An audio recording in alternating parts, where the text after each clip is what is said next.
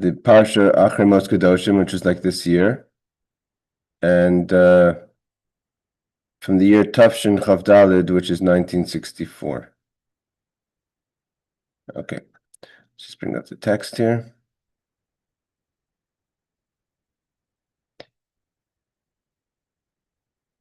The Sicha's Shabbos Parshas Acharei Kedoshim Yud Gimel Iyar. It's the 13th of the month of Iyar. In Tafshin Chav Daled 1960. 1964. The Rebbe says over here that that this is the yahrzeit of the Rebbe's brother. So he's bringing for the yahrzeit of the Rebbe had a younger brother. His name was Yisrael Aryeh Leib, which was the Rebbe's brother who passed away in 1952, I believe. So the Rebbe says like this: it's mentioned in many different Hasidic discourses. Baruch at length, b'divrei Maskal Acharei, from the mimer of the Rebbe Maharash of the year Acharei, which is from the year Tafresh Mem Tes. Mem Tes could be still the Rebbe Rashab, I believe. And in Nadav and Avihu, what was the idea of Nadav and Avihu, the two elder sons of Aaron, which we learn about in Parshas Sheini, that they died serving a sacrifice that was inappropriate for them to serve, and that in their closeness to God, that they wanted to get close by sacrificing a sacrifice that was not commanded to them. So fire came down from heaven, like Rashi says, and kind of took their souls through their nostrils. But what was their sin that they died? That Hashem punished them with death on the day of the dedication of the Mishkan. Their sin showed itself. So in Chassidus it explains what was the Hasidic, what was in their avoid, in the service of God, what was lacking? Because there was many reasons given, but what was lacking was that they had a Ratzo, they had a yearning for Hashem l'lei shuv, with no plan to bring it home, to bring that yearning back to this world, to make their avoid better. They just wanted to lose themselves towards Hashem, which is in Chassidus it's called Kaleis HaNefesh, where the soul kind of gets so consumed with love for God that it loses itself and wants to go back to its creator. Like the Torah tells us clearly, Hashem, in their getting close to God, they die because of their getting close to God. The closeness that they were trying to get to God, like the verse says, Hashem.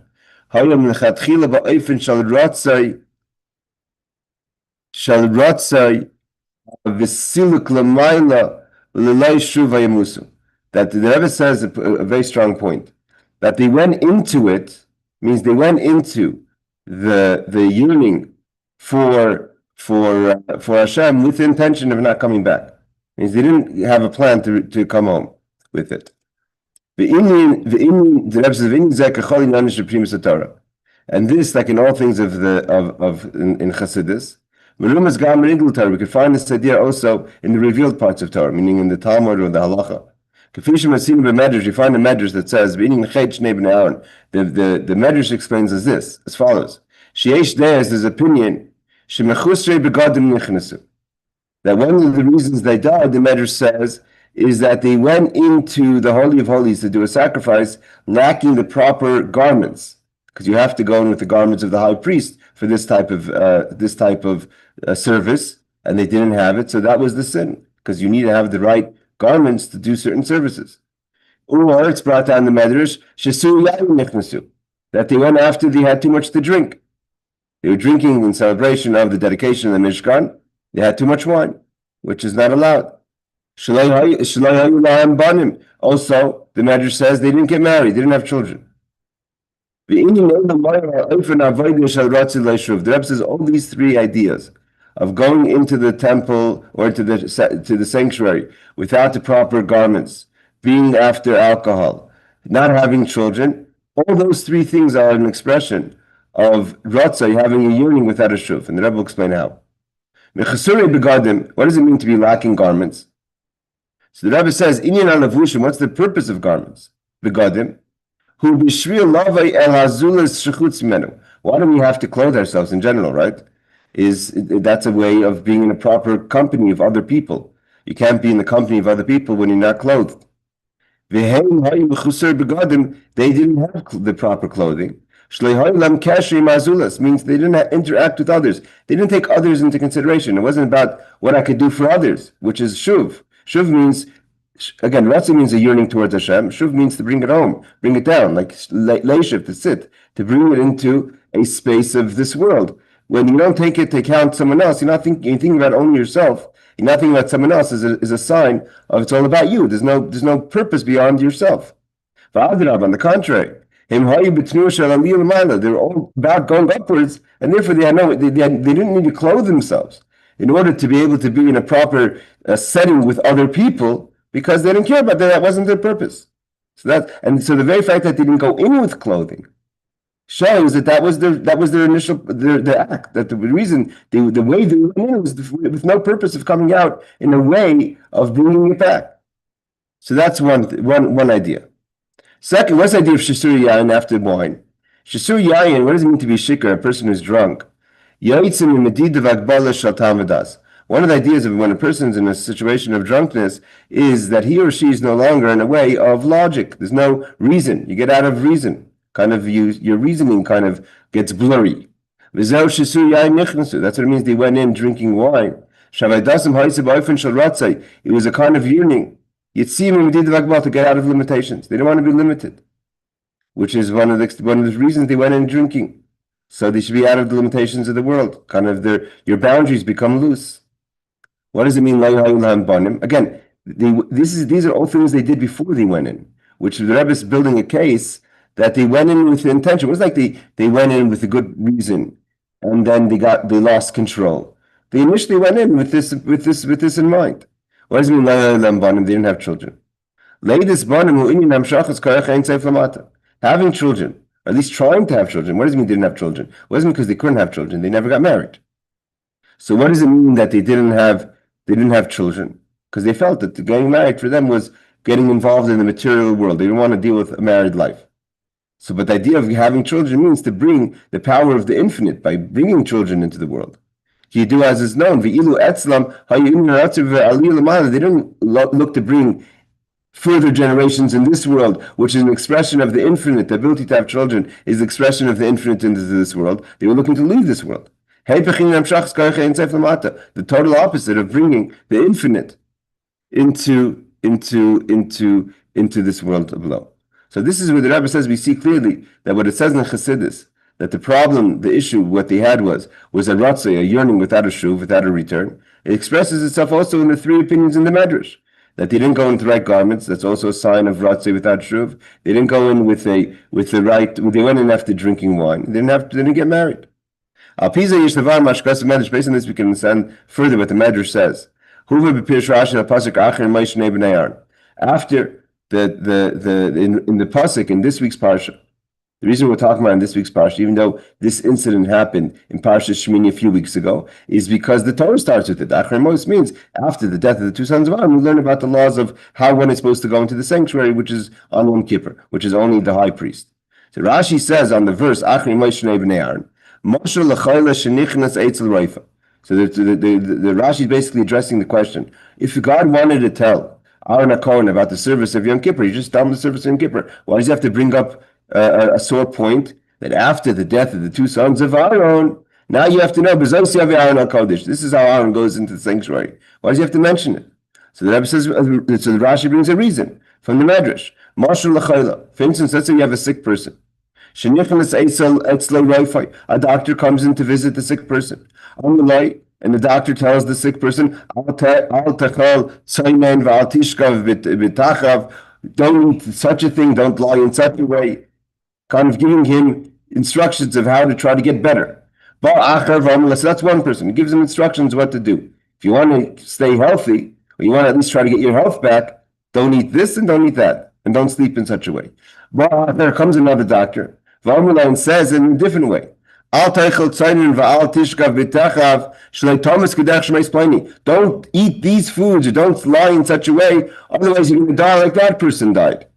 That hits home much stronger, right? When you want to make an advertisement, smoking is bad, You put on pictures of people like they do in Canada of the effect of smoking. Why? Show someone this is the visual. It's what happens if you try to smoke. So if you just tell someone that studies have showed it's not good, it's not enough. Show someone actual results of people who didn't take care of their health properly. The second person obviously has a stronger effect than the first person. That's what God tells Moshe after the death of the two sons of Aaron. When he tells Aaron, one has to be careful how they walk into the Kodesh, how they walk into the sanctuary. Otherwise you're going to die like your two sons died.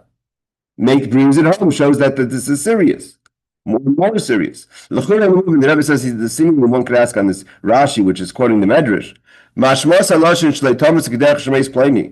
The fact that the Medrash says, so you shouldn't die like this person died, when you say that don't do this or you're going to die like that person died. Meaning to say, like in the case of the health, the person did something wrong, the person ate the wrong foods, the person's lying in the wrong way.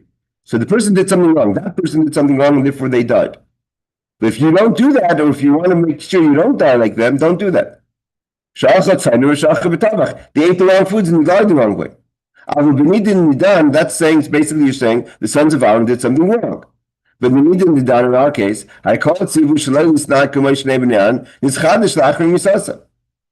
this whole idea that they acted wrong, that we know they acted wrong, was only after they died when they were given the commandment. There is no commandment at the time that said that they shouldn't be. It's as if to say that in the case of the health, it's not exactly a good example, because just because someone wasn't warned doesn't mean it's not going to happen. But what do you want with Aaron? Aaron's two sons, they weren't told anything. The question itself, Rebbe asks another question. Now, Pasuk, Moshe Rabbeinu says in Parshas Sheini, after the death of the two sons of Aaron, Moshe turns to his brother Aaron and says, "This is what God told me. V'krayvai, those closest to me, a Kaddish, I'll be sanctified." Isa Medrash, the Medrash again brings that. Rashi again quotes this Medrash. Heichin Dibur. When did God ever say that to Moshe? Moshe can't just make up something that God said just to make Aaron feel good. It has to be a source for that. So it says, I will let myself be known there in the sanctuary to the Jewish people. And I'll be sanctified with my presence. That means the presence of God. Seemingly, the verse is saying that God's presence in the Mishkan, in the tabernacle, is going to bring God's covet, God's honor, so to say, into the sanctuary amongst the Jewish people. So that we learn, the Medrash says, don't say with my covet, but with those who bring me covet, which means the sons of Aaron. Moshe says, I knew clearly that something was going to happen on the day of the dedication of the Mishkan, and one of the closest to God are going to sanctify the tabernacle. I thought, it's near you. It means Moshe Aaron. They figured, Moshe figured in honesty and in true honesty that who's greater than Moshe Aaron? No one. Right? So therefore, when God said that with those closest to me, Kaddish, I'm going to sanctify the sanctuary, Moshe understood a hint that there's going to be an incident. And the incident's going to be in a way where someone's going to show. It's not a punishment. Chas v'shalom, we have the laws of Kedoshim now. We're learning about Moilech, different types of horrible things that he did. Chas v'shalom, have the Avdalas to avodah zarah, of hurting their children and burning their children, etc. We're not talking about like pain for sanctification, but that the whole idea of the temple is God's spirit, it's God's covet coming into amongst the Jewish people. He lives amongst the Jewish people. So there's going to be a person that's going to show that their love for Hashem, not that they're going to be punished, but they're going to show their love for Hashem, where they're going to aspire for godliness. And it's going to show the connection between, the highest connection between the human and HaKadosh Baruch Hu. So Moshe thought that who would show that close nefesh would be either Moshe or Aaron. Acharei, so this is all the Medrash brought down by Rashi. Now I see. That actually your two sons, Nadav and Avihu, are greater than you and I, because it was them who sanctified the tabernacle, not you and I. This is not understood. Let's just be practical. Again, Moshe is trying to make Aaron feel good, but Moshe is a person who's Moshe Emes. He won't say something that's not true. How could we even say that Nadav and Avihu are greater than Moshe and Aaron? And at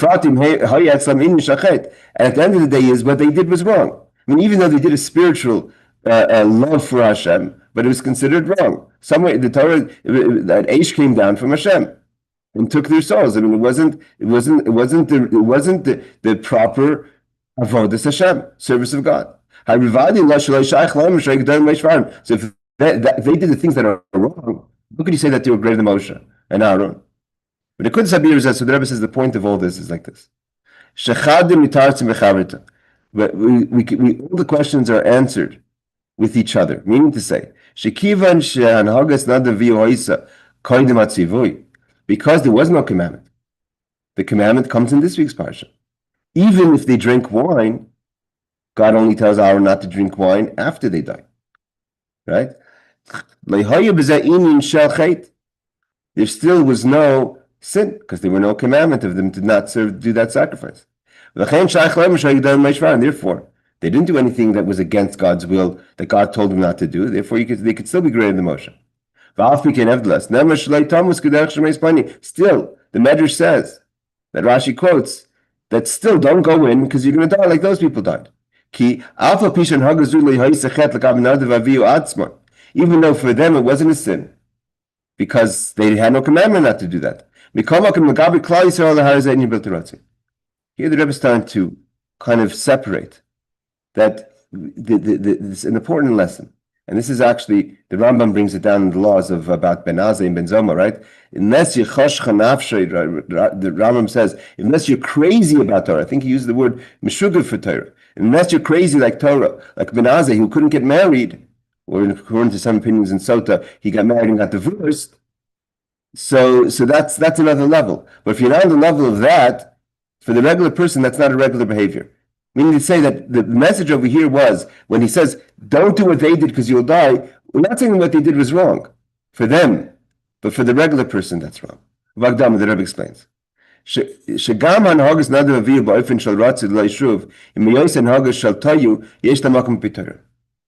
Rebbe says, although that Nadav and Avihu did, like we said before, they had a yearning towards God, and they had no shuv, they had no plans to bring it back, right? Nevertheless, the Rebbe says, and that's considered an action of tayu, chaotic, because the world of tikkun means you have to be organized. You don't walk into space you can't walk out of. And I'm sure the Rebbe is going to quote soon, possibly, the four that went into the Parshas. And we always say, Nichnas l'shalom, Yatze b'shalom. The reason Rabbi Kiva was able to walk out, and Ben Azai, Ben Zoma, the people that we talked about before that didn't get married or got divorced, and Acher didn't go out properly is because they didn't go in with the right intentions. So the Rebbe says like this: Shagam, although there is a place for teyu, for chaotic behavior, even in Torah, the Rebbe explains, it's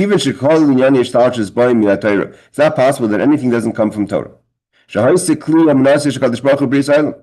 The way God created the world, his handbook for creating the blue book for God was the Torah. And anything that exists in creation has to have a source in Torah. So therefore the Rebbe says, we must say, the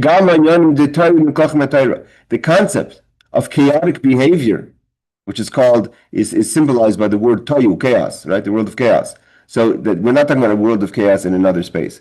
We're talking about chaos in our space, in our own life, or in other people's lives around us. The fact that there is a source of Torah for chaotic behavior. Even though the whole purpose of Torah is tikkun, to fix, which is the opposite of chaos. The Torah doesn't start with Matan Torah. The Torah starts in the time of the world. So we know the Shish al Shnin Havi Alma, the world is 6,000 years. There's first 2,000 years, the Gemara says, is Tayu. The second 2,000 years is Torah. And the third 2,000 years is Yemais Mashiach, which we're in now, the days of Mashiach. So, but the first 2,000 years is Apayim Tahu. It was chaotic. Flood. People, whatever, we all open up Genesis, the beginning of Bereshit. You don't have to see more than the first two parshas of the Torah to know that the first 2,000 years was chaos. And the first 2,000 years of chaos come before the 2,000 years of Torah. So why does the Torah talk about that? Why does the Torah describe the chaos if the Torah is all about fixing? Is because chaos also has a place in Torah. וכן הוא ולידך גיסא, on the contrary, שבשני אלפים תורה וגם לאחר מתן תורה, יש עניין לשני אלפים תורה. וכן משני אלפים ימי משיח. The Rebbe says it's not just that there's 3 sets of times, but the very fact that the Torah was given and talks about the times of chaos means there's a place for chaos even in the 2,000 years of Torah and in the 2,000 years of Yemasa Mashiach. Again, it's the world time is for 6,000 years divided into 3 categories: chaos, Torah, and the days of Mashiach. What's the, I mean, we're getting here. What's the proof that there's a place in Torah for the chaos? Like I said before, Ben Azai, when the great Tanaim, a colleague of Rabbi Akiva, and his colleague Ben Zoma, didn't have children. We know that maybe he didn't get married, or if he did marry, he got divorced. His behavior was chaos. Ben Azai was chaos. He doesn't have a name before. One of the signs we know he didn't get married because he was called Ben Azai, the son of Azai. Ben Zoma, the son of Zoma. We don't give him. He's not entitled to have a title. They were like Nadav and Avihu. In Hasidic talk, when they want to describe how did Nadav and Avihu behave in a way of Ratzo, union without Shuv, without bringing it back, we always mention Ben Azai. Again, Ben Azai lived in the times of Bar Kochva. He lived in the times of after the destruction of the temple. He was a colleague of Rabbi Akiva. Like I said, 4 people went into the Pardes. One of them was Ben Azai and Ben Zoma, and one of them died, and one of them went crazy. Why? Because they had. He said, "What should I do with my? I push it." They were obsessed with Torah. They were on another level. But they're mentioned in Torah. They're mentioned in Pirkei Avos. They're mentioned in Gemara all the time. So for them, it was a way of Torah. Again, the Alter Rebbe is quoting the Rambam that if a person's crazy like Ben Azai for Torah, that Meshubal the Torah, then there's another level for that person. I mean, if a person is so obsessed with Torah like Ben Azai, if you're not like that, then you're not like that, then you have the laws like a regular person. And the Alter Rebbe quotes in the Halacha that there's a way of behavior like Ben Azai. It's not everyone's way. 99.99% of the people are not in that level. This level of Ben Azai is only for specially unique people, and not for the regular person. As the Alter Rebbe brings in the Halacha.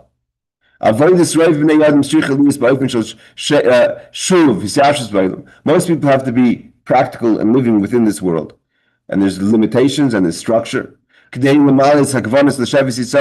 fulfill their obligation that Hashem has for them. Their kavanah for them is the Shevis Yisrael, is to be settled in this world. But they're individuals. This is in general a shita in Torah b'chlal.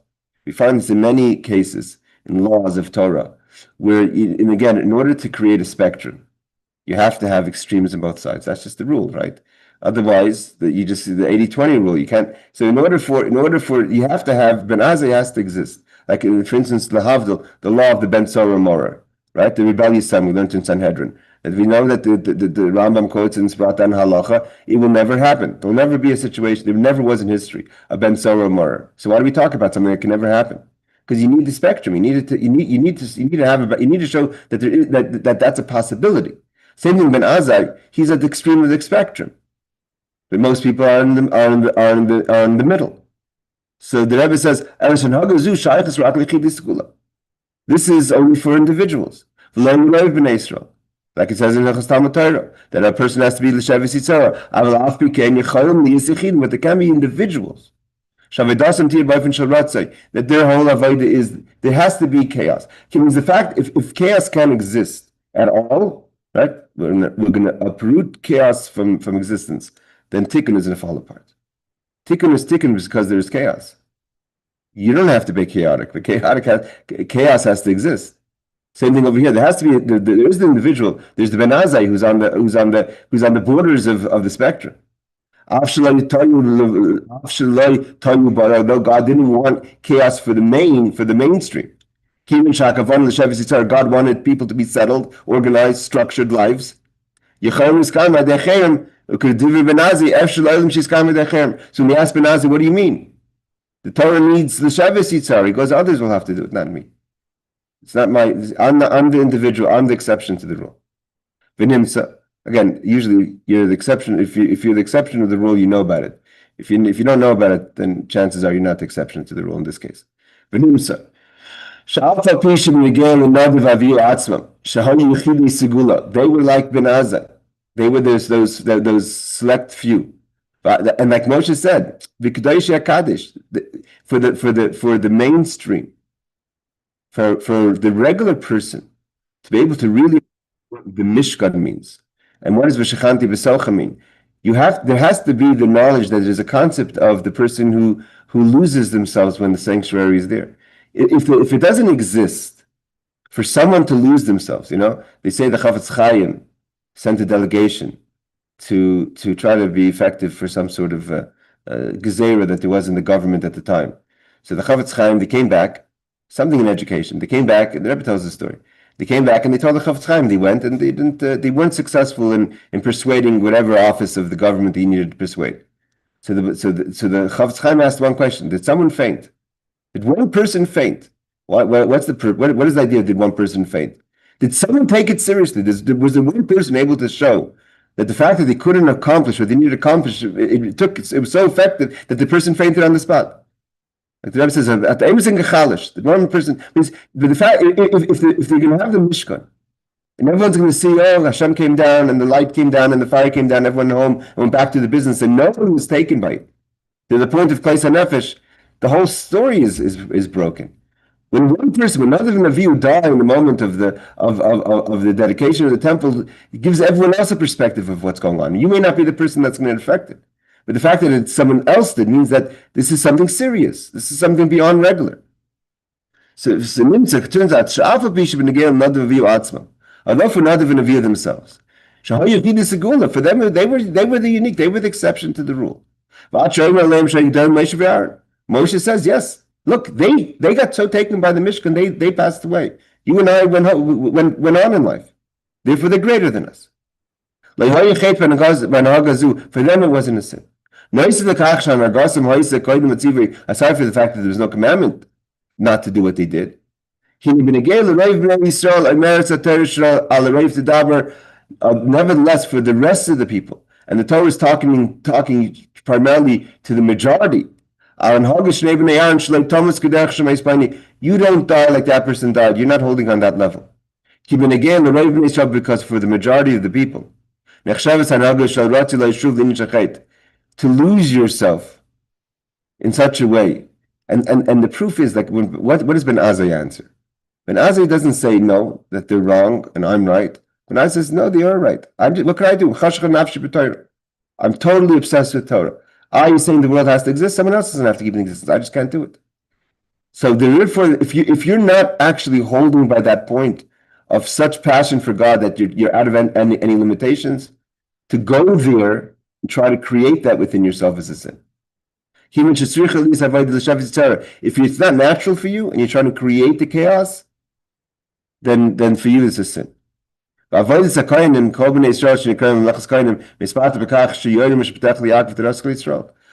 which is the Jewish people are called a kingdom of priests, is to show mishpat and Torah to Yaakov, meaning to say that there has to be structure. It has to bring it down to this world. So the Rebbe continues, these 2 points. We see that there's the individuals, the sons of Aaron, the Ben Azai, and the rest of the people, the majority that have to see, just even in the story of the Pardes, right? There was 4 people that went in. We talk about Ben Azai. Ben Tzoma seems to be, he was on the same level as Ben Azai, although they had different effects. One went crazy, one died. Rabbi Kiva nichnas b'sham v'yatsa b'sham. He went in with the right mindset, walked out. But the 4th one, Acher, Elisha ben Abu, walked out and left Torah. Why? Because he tried to create, he wasn't really chaos. And the proof is, when it didn't work for him, he left Torah. He became a symbol of the person who sinned. Even though he was a great Torah scholar and he was Reb Meir's teacher, he violated every single violation of the Torah. That's why he's called the other. So that's a person who goes into a space of chaos. So you're not really chaos. These two, sort of say, ideas, the idea of those few individuals, the sons of Aaron or Ben Azai. I have to check why we don't mention Ben Zoma so much. Each one has their space in Torah. Like in the famous argument, what's greater, Torah study or action?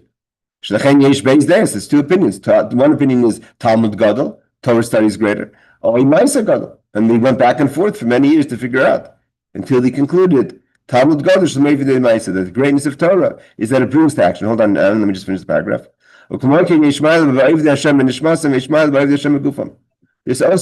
There's two. Again, the most people serve God with their bodies, but there are those who serve God with their soul. Yes, Aaron. How do you know what actions to do without the study of the Torah? That's why the conclusion is that Torah is greater. Torah brings to actions. But the question is the Torah study greater on its own, or is the greatness of Torah only because it brings to actions? I understand? I understand. Based on all this will be understood. Now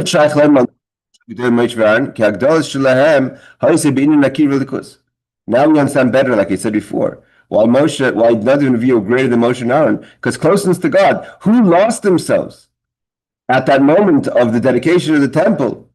The Rebbe used to say by Farbrengen, who's going to be the Purim Farbrengen? The Rebbe would say, I need a volunteer for Ad Lo Yada, for the person who's going to drink themselves under the table.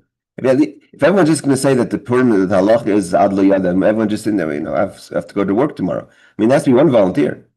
So who's the volunteer that's going to lose themselves? Like the Chavetz Chaim said, who's going to faint? Who's going to take it so serious that God revealed himself in the Mishkan? That's Nadav and Avihu. Moshe Rabbeinu huchrach liyis nimshel chamata. For Moshe Rabbeinu, he had to bring things down. Mitzad atzmei hayeh kvad peh v'kvad lashon. Moshe Rabbeinu himself actually had a speech impairment. He couldn't speak properly. Kvad peh b'tosh b'ksav. It was hard for him for the meaning. It's brought down, this Likutei Torah brings, kvad peh is referring to the written Torah. V'kvad lashon b'tosh peh, and the oral Torah. Moshe was beyond Torah. It was difficult for him to study Torah. He didn't want the job. He said to God, find someone else. For me to start articulating speech, he had a speech to Moshe was such a yerida, such a descent, because we know speech is the lowest of all the midos. It's malchus, right? So Moshe Rabbeinu had such a challenge with speech. He said, find someone else. And it's too hard for me to lower myself into being a person to communicate with others. The question is, why did Moshe say send with someone else? If God is giving him a mission, what's this arguing with God? If God tells Moshe Rabbeinu, you have a mission, I'm giving you a shlichus, God tells him. So there's no doubt in who's in the sender. What's Moshe arguing about? What's this idea of that God, Moshe tells God, send with your regular messengers? Because it was so far for Moshe to do this job, to be the communicator. It was totally out of his realm. He literally had a speech, but he couldn't even talk. As God said, sorry, Moshe. As hard as it is, mamish physically, for you to do this, you have to do it. If you read this, he's natkus, an uprise, and the Rebbe is starting to, we see that the Rebbe is starting to pay this idea into a person having Mesiras Nefesh for the job. So here you have Moshe Rabbeinu. The very fact that Nadav and Avihu existed shows us that there's such a way. There is such a way to be disconnected. There is such a way to be close to God. And Moshe literally had all the physical qualifications to be disconnected. He literally had a speech problem. God wanted him to be the person who gives all the speech. He's the one who teaches. He becomes the ultimate teacher of communication. And his whole being was not to communicate. So yes, the Pasha God says had to force him because it was so against anything that he was possible of doing. And the very fact that Nadav and Avihu didn't work like that, they went towards God, shows that it wasn't like it's totally off the radar to stay away. Nevertheless, he had to totally cut himself off, at least externally, from how close he could have been to God. This is what the Frierdiker Rebbe said. The previous Lubavitcher Rebbe said about B'negel Rabbeinu Hazaken, with regard to the Alter Rebbe.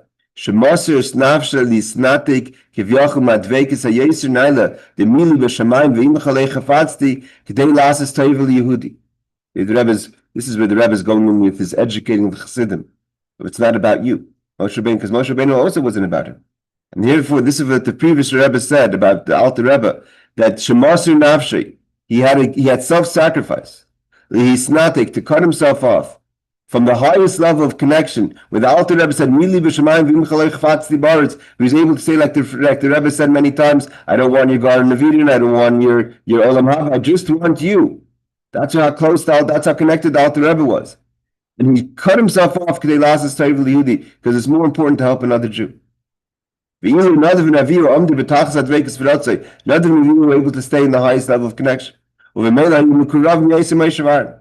end of the days, they were closer. Technically, they were closer. In the Kavanah, means what God wanted, right? If someone's technically close, they're technically close. If the Kavanah is, I don't want you to be close. I need you to go out and do a favor for someone. And by doing a favor for someone, you're disconnecting your connection to Hashem. Because you're going from looking up to looking down. Nevertheless, in the Kavanah, although you're not technically, still doesn't make you closer. Closer was Nadav and Avihu. Moshe said to Aaron, yes, we have a job. And we were doing what we have to do, but you have to know that God's closest to him, he was sanctified.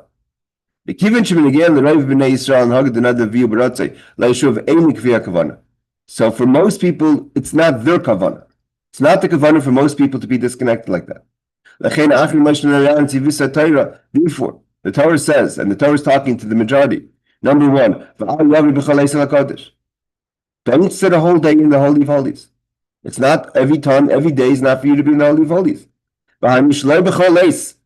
Not at all times. Is it for your place to go into the inner sanctuary? God's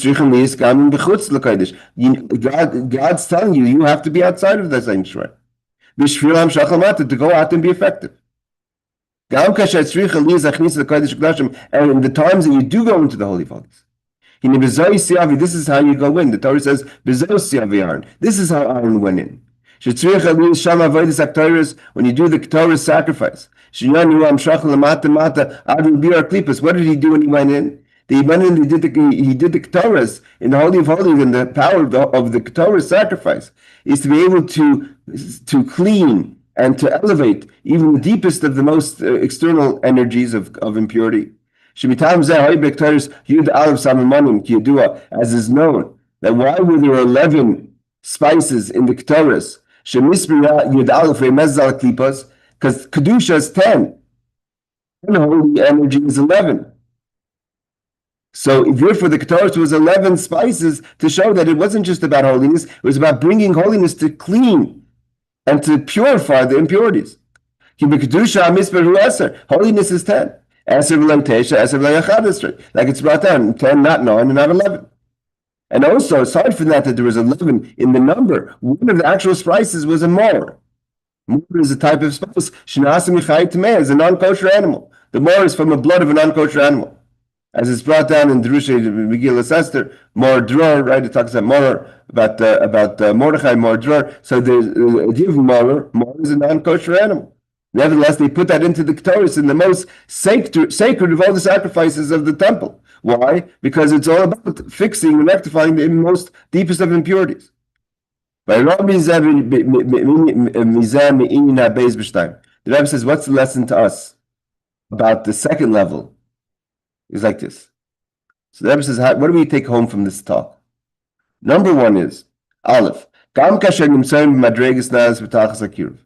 even when a person's in a situation where you're in a personal high space of closeness, dveikus, cleaving, the same time, don't lose your mind. Meaning to say, you have to pay attention. To also include, how is this experience that you're having right now, though it's a personal experience, how is it going to make you a better effective person on the outside? How are you going to take this experience and bring it to the lowest of spaces? Bring our klippers like the Ketores. that cleansed the impurities of klipa, of the impurities. There's when you're outside of the Holy of Holies.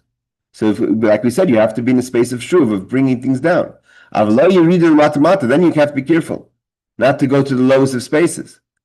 When you're in your highest space, I mean, the Rebbe is saying is when you're on the outside, you have to be careful. Why? Because on the outside, if you go to the lowest places, you can get lost there. But when you're standing on the inside, you're right close, you're in the Holy of Holies, the highest place in the world, where you're so to say in a safe space, spiritually. The Kedoshim, the Holy of Holies. Because you're so high, and you're so connected, in that space mentally, you take, I mean, the Rebbe is saying an amazing idea, that when you're in such a high place like the Holy Holies and you're in an experience, that's when you should concentrate on things that you're more vulnerable to when you're on the outside of the Holy of Holies. Because now you're so plugged in, you could even affect places that are in the lowest spaces. The Vargam Saklip is even to get rid of the impurities. That's number one. Number two, how do you walk into the Holy of Holies? What gives you the right to walk into the Holy of Holies? The Afkadei Ketorah, only with the Ketorah sacrifice. Kasher yordim l'unyanim tachtoinim v'yoser ad l'bira klipos.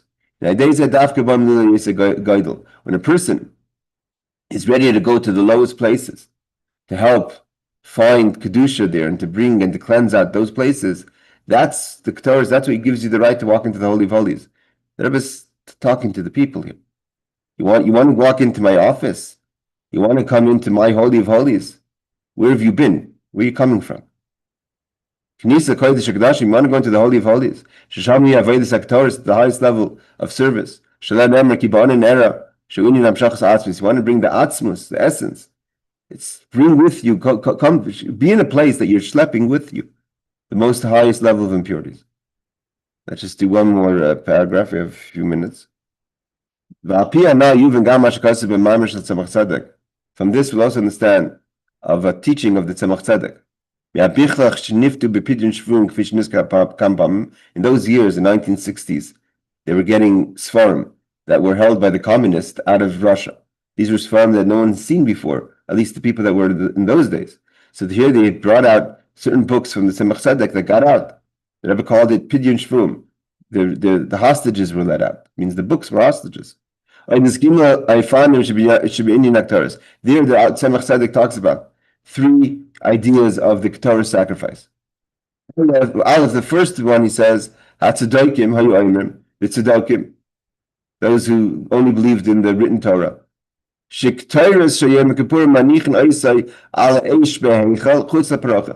That they understood from the verses that where did you put the Ketorah sacrifice on the Yom Kippur? They put it on the fire in the Heichal outside the Parochas. Means outside, they didn't go into the Holy of Holies with it.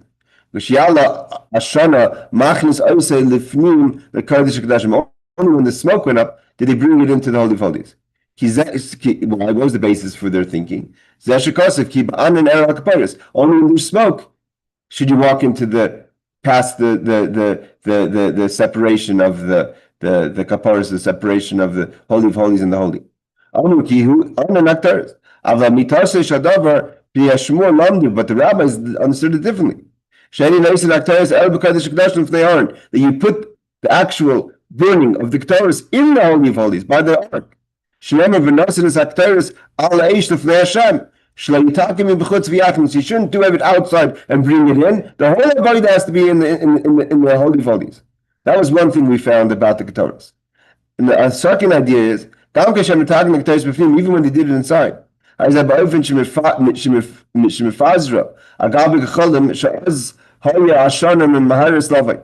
he spread it over the coals, right? He brought the coals from the outer mizbeach, and they spread the ketores, the spices on top of the coals, so it made that the burning should happen fast and the smoke should happen fast. Another idea was soivra, the hainu shenoistim imakom echad kein gal, kedei shi Hashem shoy lavei. שהוא כובד שישוי בעבודה, ואנו קיימלן כמענם את סויברה, וכמבורס המחסד כשיש בה עניין עמק. And there's another opinion though, is that they actually made it into like a heap. And so like this, it kind of made it a slow process, and that's more beautiful, and that's our opinion. V'inyan b'zeh, the idea is like this. Sh'asaydi l'sakin l'saktosim v'chutz, Torah K'nashis askus v'bir ha'klipos hi davkish nusayim b'chutz. The idea that you should do the Kedoshim only on the outside means is that you do the Kedoshim when you're outside. The Rebbe is going into basically talking to people that think that there's certain that you have to have boundaries. The Rebbe is basically giving boundaries of certain avodas that can't be done. We have to stop here because I have to have a chavrusa waiting for me. So, and I see this is going to go a little longer. But it seems like the Rebbe is going into an idea where there's those who think when by doing the Kedoshim outside, like the Tzedokim, means to say that there's certain things that you could do, certain services and ceremonies you could do in situations you feeling that you're going to be effective that way. Take the Kedoshim outside.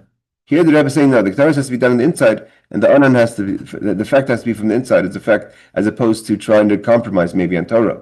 You're doing certain, I guess, ceremonies that would compromise, that wouldn't have a good long-term effect. I think that's where the Rebbe is going with this. All right. Either way, each one will have to learn on their own. Laila Tov, good Shabbos, everyone. And again, the Motzei Shabbos class is on time, which means 8 o'clock Seattle time and 11 o'clock New York time for the story of the Baal Shem Tov and the halacha. So again, those who obviously it's still Shabbos shouldn't join. And Be'ez Hashem, you can watch the video. Laila Tov, take care and have a good Shabbos. Good Shabbos. Thanks, Rabbi. Welcome.